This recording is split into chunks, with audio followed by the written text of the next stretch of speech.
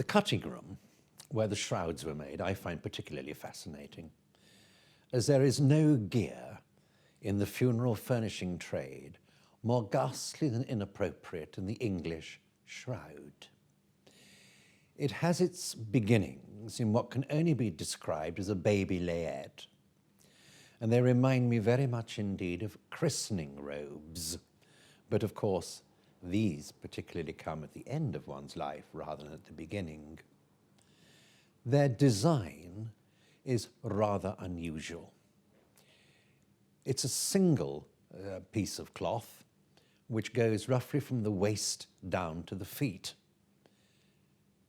Waist upwards, it's a bodice which is provided with additional panels to give colour. They look rather ridiculous. They have no backs to them, purely because they are laid over the corpse and then tucked in at the sides once the body is in the coffin. You can, if you wish, go even simpler down line, and you can have sections of fabric which are stapled to the bottom of the coffin and then drawn over the body like a sheet. And indeed, they were known as sheets. The more upmarket funeral furniture in the 19th century would go for something that was slightly grander. They would have padded and buttoned sides to the coffins.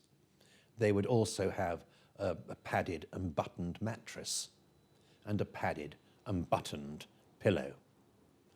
But unfortunately, that padding was created by the use of horse hair.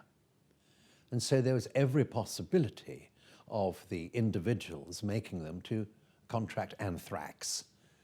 And so it was a decision was taken in the middle of the 19th century to dispense with horse hair and to go into using various shoddies and slubbings and other types of rough fabrics that were made from reclaimed cloths and wools.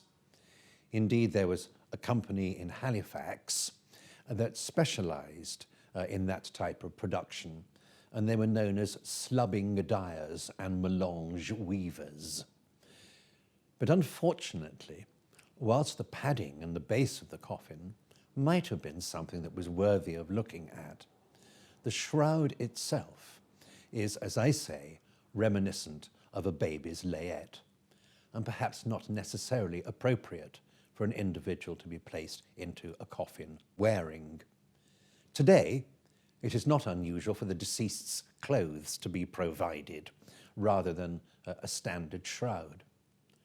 But a supine body does not wear clothing well, as clothing is fashioned and coutured to be worn by an individual standing up, erect, not when they're lying down. In the same way that you would not go to bed wearing your best suit, it seems to me somewhat unusual that you're willing to put the deceased into a coffin in that garb.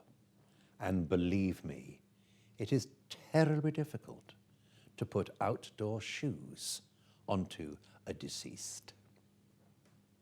In the 19th century, shrouds came in a variety of materials. You could get them in calico, silk, satin, and if you really wanted to go upmarket, cashmere. But as with the rest of the funeral furnishing trade, as man-made materials were introduced, they became attractive to the trade itself. The silks were the first to go, then the cashmeres. The satins are still available, but now it tends to be viscose, acetate, and nylon. By the 1950s, the shroud was beginning to see a revolution. It was starting to change. And no longer was it based on the baby layette style, the type of expanded version of a christening robe, but it seemed to adopt a more, well, the best way to describe it would be a Noel Coward dressing gown. That was certainly for the men, but as far as the ladies were concerned, they had adhered to the style of the larger baby layette.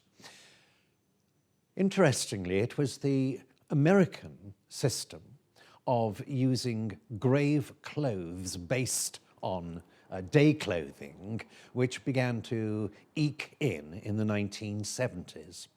And many people do ask to have their deceased relatives or friends dressed in clothing which they would have worn whilst they were alive.